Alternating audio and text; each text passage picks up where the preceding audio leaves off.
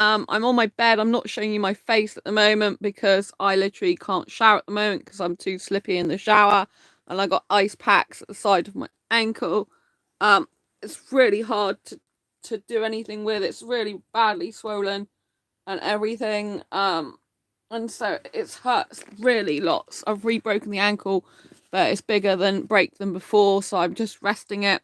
I can't go in the shower because I just can't stand up on that type of thing for a long time. I need my crutches. So I'm going to be doing a film review now, but not showing my face. Because I wanted to do it for you because I don't want to miss giving you updates about what I'm doing in my life. And most of the time at the moment, I'm just going to be watching movies. So last night, I watched this movie, Deja Vu. Now, I know I've seen this film years ago at the cinema. I remember seeing it and thinking it's one of the best movies ever because I remember the name Deja Vu. And you can probably see my reflection in the actual cover of the phone. But yeah, so I remembered seeing this film and I thought it was absolutely amazing film at the time, but I couldn't remember what the film was about. I know it was really good, and obviously Deja Vu is like remembering what happened before. So anyway, I put it on yesterday and it was equally just as good. So I'm going to tell you what this film's about now, and if you don't like spoilers, please don't watch this movie, but if you do want to know what this film's about, let me tell you what happens. So this is Denzel Washington. He's the main character overall in this movie. He's like part of the police force, I believe. And anyway, he's basically like, you know, the equivalent to a police force, even if he isn't police, whatever the equivalent is. He is an FBI. FBI comes into it later. So basically, what happens is this ship is there in the beginning, this cruise ship, and then loads of people are on the ship. One guy goes to look at this car in the ship, and something looks weird about it. He sees the cars that stood in the ignition.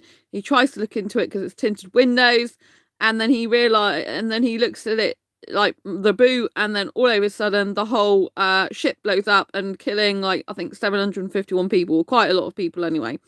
He's Denzel, you know, plays a character, and this character has to do the investigation and find out who bombed the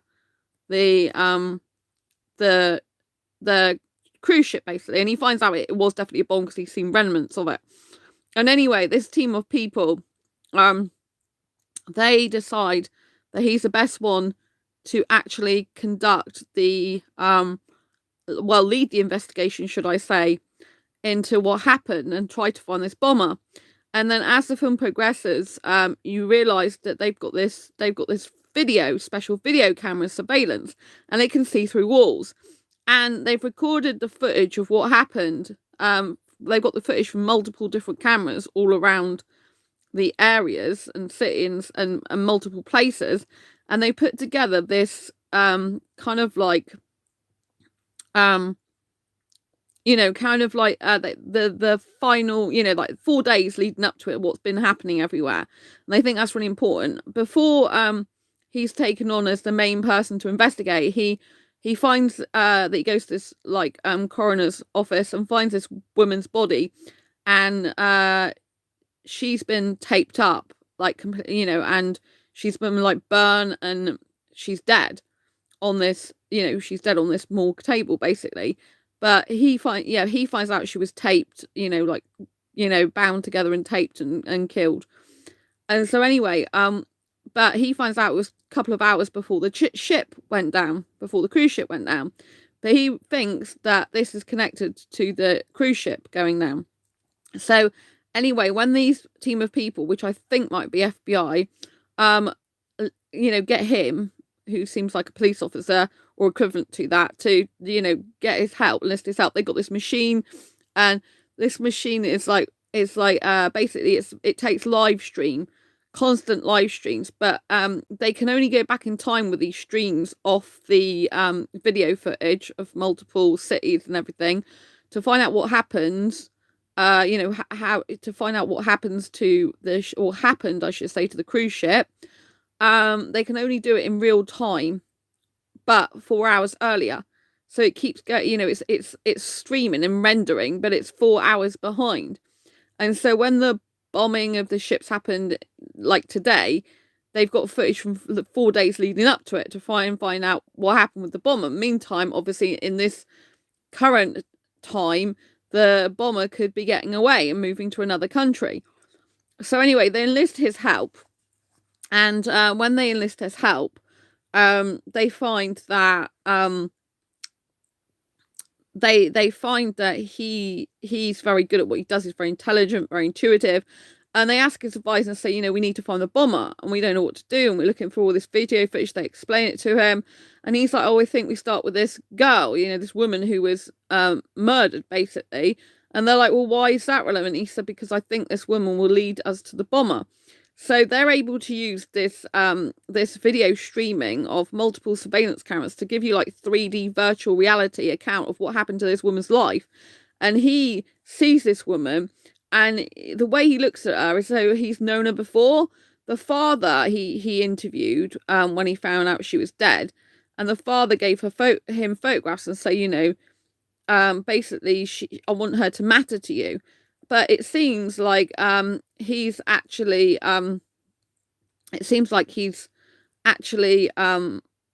seen this woman before, but we don't know where he's seen her. And we don't know what's gone on before. So as the film progresses, the more he looks at her life, the more he looks like he loves her and he's in love with her, and the more he's looking in awe of her, And so you're thinking, what's going on with him? Did he know her? And eventually they said, oh, did you know her? And he's like, oh, I touched her hand once. But I don't know her. And you find out that she had a date the night before she was killed, arranged by her friend, and that she gave someone this vehicle. Well, she didn't give it to them. She sold it to this guy. And she has this cat and canary, these canaries. And it's about, when I looked at bonus features, it's about 40 or 50 minutes of actual just focusing on her on this camera and looking back at her life, and him focusing on her and the team looking at the footage. So the director said that he wasn't sure how he was going to, do that, but he managed to do it. So that was very interesting. And anyway, so as the film progresses, you realise that this machine that is doing video footage, he thinks something's odd going on about this type of machinery and equipment. And what happens is he shines, when he's looking back through her past life, before she was dead and before the ship blew up, he shines a torch, a red torch, through the screen, and she sees it. And they're like, how can she be dead if she can see it? Like, how can she have died? Like, is she alive now? And he's like, is she alive or is she dead? Because I've seen her dead, but she clearly saw what happened with the torch. So how can she be dead? And so he then tries to chuck a chair for a screen and said, look, that is no more. But how can she see it if she's not alive? And you find out this machine can go back in time, and so he can prevent her death. But it means messing with the past and this machine. And so anyway, he sends a note to, because his friend's meant to have died in this ferry crash. His partner, I should say, is police partner. And anyway, so he sends a note to his police partner in the past, but to prevent him from dying in the present.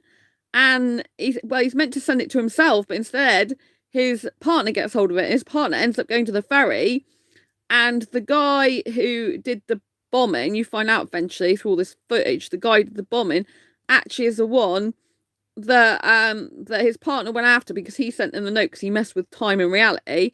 And the guy kills his partner, and they see this murder going on where he's dragging the body and putting fuel on it, where not him, but the bombers dragging his partner's body out of the boot and pouring petrol on it.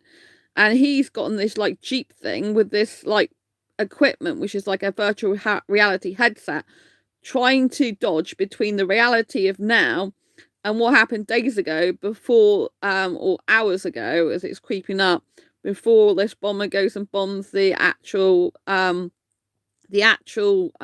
cruise ship. And so it's quite hilarious in some parts, but very serious hilarious. And you know, where he's literally got this headgear on. He's got one eye on the present and one eye on what's been going on in the past. That's currently still kind of happening in the past through this video footage. So it's like two parallel universes running at the same time. It's really, really interesting.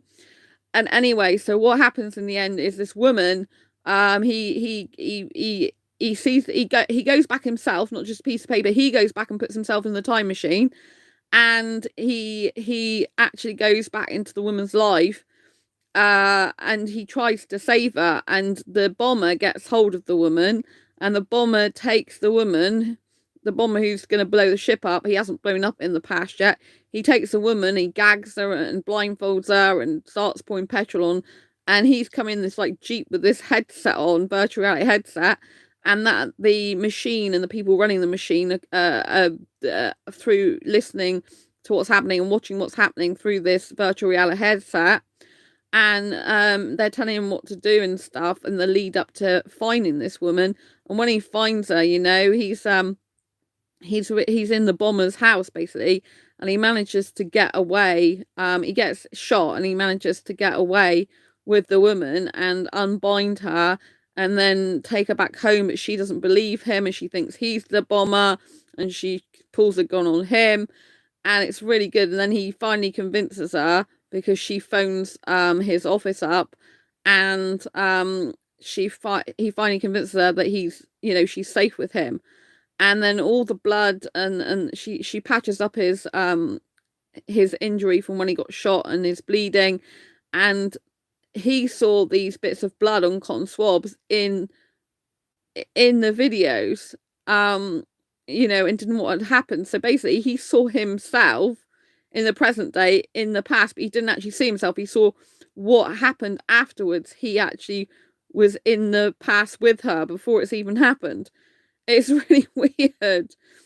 And so anyway, what happens is that they have a race against time, him and the woman he saved, to get the crew people and the cruise ship, you know, stop the bomber from bombing the cruise ship basically.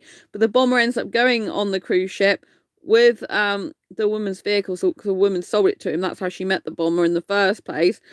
And he told her to go and for the woman when he went on the ship with the bomber to try and stop the bomb from happening. He asked the woman to go and tell these like officers what's going on to stay safe, and she doesn't. She comes back on the ship, and then it ends up a case where the guy still, the bad bomber, gets the woman and binds her hands and gags her mouth and puts her in this car, her old vehicle. And he realizes this eventually, and he has to come and try and save her again. And what happens is the bomb goes off. Well, he tries to fire, the baddie tries to fire bullets at him, and in the end the only thing they can do is drive the vehicle, which is her old vehicle, with the bomb in it, into the water to save the rest of the people on the ship, on the cruise ship.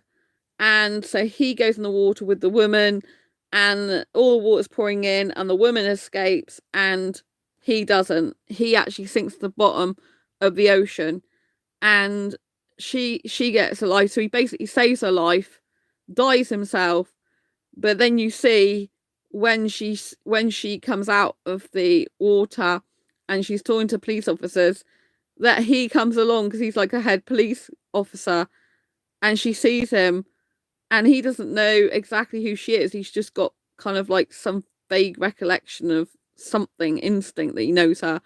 And she's like, oh, if I had to tell you something that you didn't, you know, that didn't look like it was true, would you still tell the person? He's like, yeah, I would. And so he died when he went through the time machine, but the present him is still alive.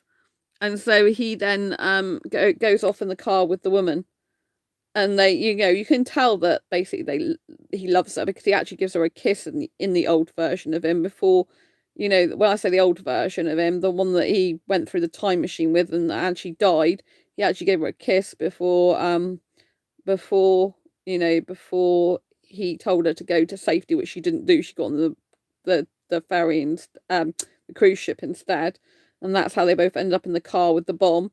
And he had to drive, she was actually in the driver's seat and had to drive off, and he basically drowned, and she was saved because he got her steering wheel free, and she went up to the top with safety with the steering wheel, swam up, but he died. But in the present day, he's still alive, which I thought, oh my gosh, it was really intense, and I forgot that he came back to life. But the only thing that doesn't make sense is if he died in the past, then how can he be alive in the present? That didn't make total sense. But he's supposed to have changed that version of him, not the current version of him. But they did say that if you go through the time, if you go through back in time, you're likely to see yourself in a body bag. So I guess that's what he would do, because if they found the body of him, he would be seeing the dead version of himself. He would be seeing the dead version of himself, and he would be in this current state, alive still. But it was very bizarre. It's a very bizarre film. That's the only bit that doesn't add up. Well, surely if he changed the past and died in the past, he'd be dead in the future.